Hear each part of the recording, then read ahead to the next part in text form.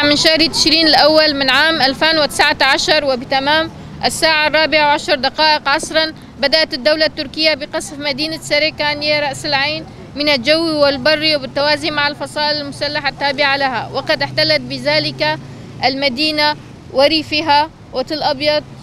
جريسبي وريفها، ونفذت في سبيل ذلك استخدام كافة أنواع القوى المفرطة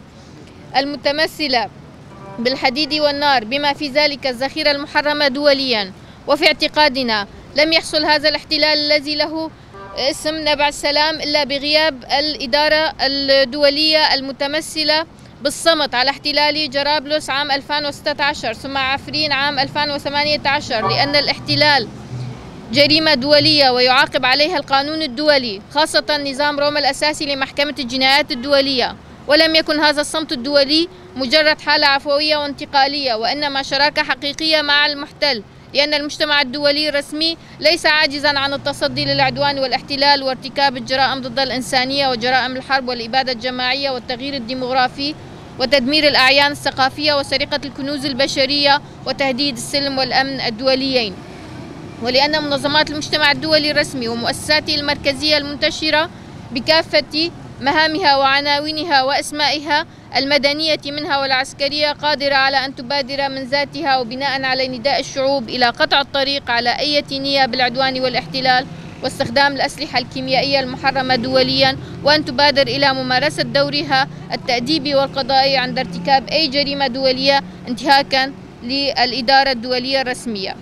لقد ارتكبت الدولة التركية باحتلالها سريكانية وجريسبي ليس جريمة الاحتلال كجريمة دولية وحسب، وإنما جرائم العدوان وجرائم ضد الإنسانية والتغيير الديمغرافي، وهي معاقب عليها بموجب القانون الدولي، وتستدعي الملاحقة بحق كل المحرضين والشركاء والمتدخلين والفاعلين، فضلا عن التدخل الأممي لإزالة الاحتلال وكل ما نجم وينجم، وخاصة الإرهاب المنظم المتمثل بداعش.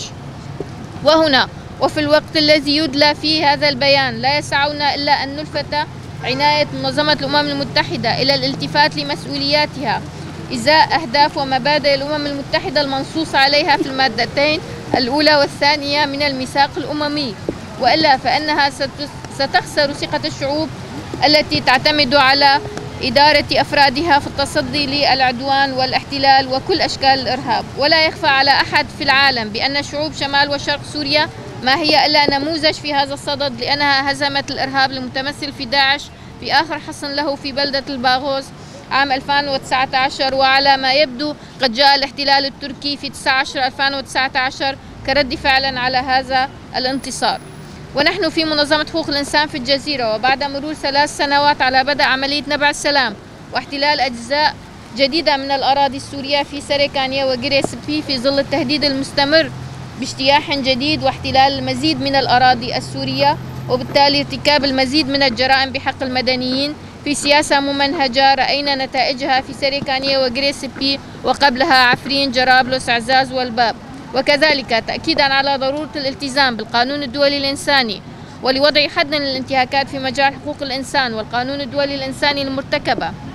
فإننا نتوجه إلى الأمم المتحدة وإلى أعضاء مجلس الأمن الدائمين وإلى جميع الهيئات والمؤسسات الدولية المعنية بالدفاع عن حقوق الإنسان من أجل ممارسة كافة الضغوط الجدية والفعالة على الحكومة التركية من أجل إيقاف عدوانها المستمر على الشمال السوري وخاصة مناطق شمال وشرق سوريا، الانسحاب الفوري وغير المشروط للقوات التركية والفصائل المسلحة التابعة لها والمعروفة باسم الجيش الوطني السوري من كافة الأراضي السورية التي احتلتها، الضغط على الحكومة التركية من أجل إيقاف التهديدات المستمرة باجتياح جديد للمزيد من الأراضي السورية وإيقاف عدوانها المستمر المتمثل باستخدام الطائرات المسيرة والطيران الحربي ونيران المدافع والقذائف والفصائل المسلحة السورية المتعاونة معهم واستهداف المدنيين والأعيان المدنية وإيقاف النهب والاستيلاء على الممتلكات الخاصة والعامة.